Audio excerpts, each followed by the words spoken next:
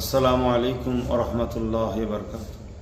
দূরে কাছে দেশে বিদেশে যে যেখানে আছেন সকলকে আমার আন্তরিক ভালোবাসা ও শুভেচ্ছা। আলহামদুলিল্লাহ, আল্লাহর দয়াতে আমি ভালো আছি, ইনশাআল্লাহ আপনারাও ভালো আছেন। আল্লাহ সবাইকে ভালো রাখেন। আজ কেন্দ্র সরকার যেভাবে মুসলমান ও ইসলামের সম্পদ, ওয়াকফ সম্পদকে লুটার যে ষড়যন্ত্র করছে সংশোধনীয় বিলের নামে, তার প্রতিবাদে পুরো দেশ জুড়ে আন্দোলন চলছে। ফুরফুরা শরীফ আহলে সুন্নাত ওয়াল জামাতও আন্দোলন করছে।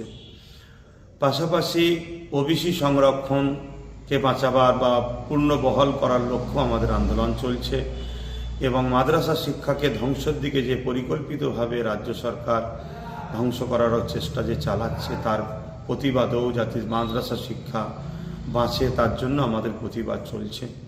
ফুরফুরা আহলে সুন্নাত ওয়াল জামাত রাজ্যের বিভিন্ন জায়গায় এই আন্দোলন করে চলেছে।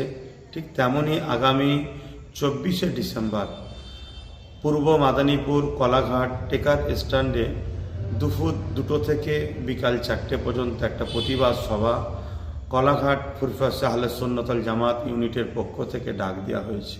আমার প্রত্যেকটা ভালোবাসার মানুষের কাছে আমার আহ্বান, বিগত দিন যেভাবে ন্যায় সত্যের জন্য যখনই আপনাদেরকে ডেকেছি, লক্ষ লক্ষ মানুষ আমার কাঁধে কাঁধ মিলিয়ে পাশে দাঁড়িয়েছেন। এতে আমি গর্বিত, আল্লাহ রাব্বুল আলামিনের শুকরিয়া আদায় করি। আপনাদের মতো ভাইকে আমরা পেয়েছি, পাশে পেয়েছি। ইনশাল্লাহ আগামী 24শে ডিসেম্বর আপনাদেরকে কাছে পাবো।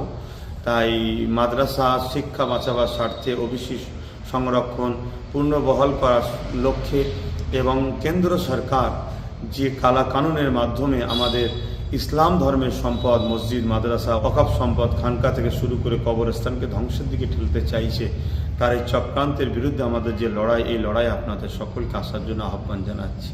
অবশ্যই মনে রাখবেন, শীতের বেলা টাইমটার দিকে দুপুর 2টো থেকে শুরু, বৈকাল 4টে পর্যন্ত ইনশাআল্লাহ হবে।